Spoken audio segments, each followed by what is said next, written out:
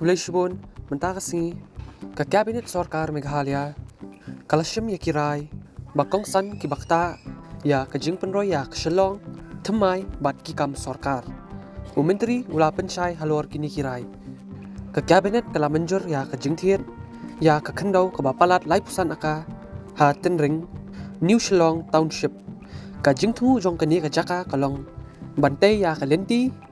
ban bniah ya ke Administrative City but ke Knowledge City.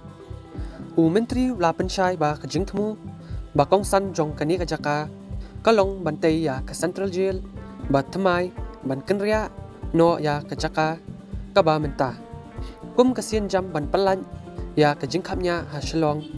ke Cabinet kala mynjur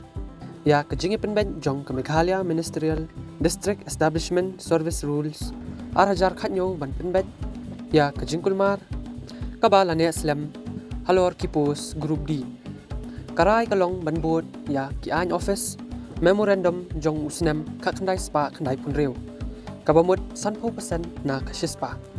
jong kipos group D kindai ban pynshna yaki na ki regular casual workers RCW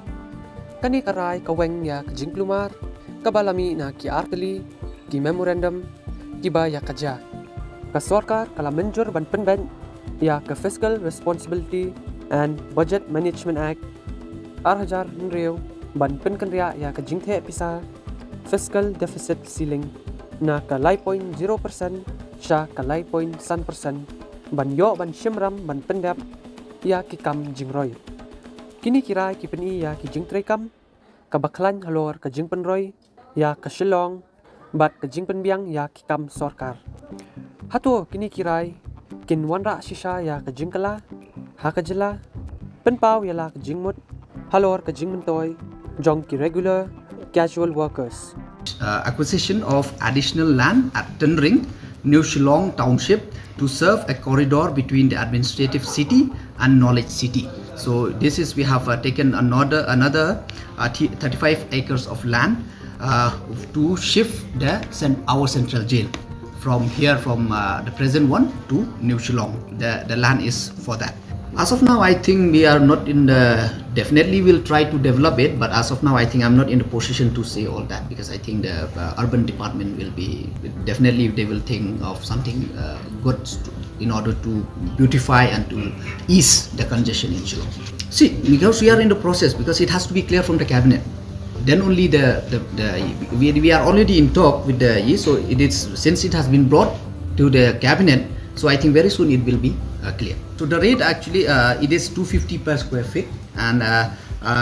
2,691 per square meter. But the government rate is, the DC notified rate is 2,900 per square meter. So we got it below the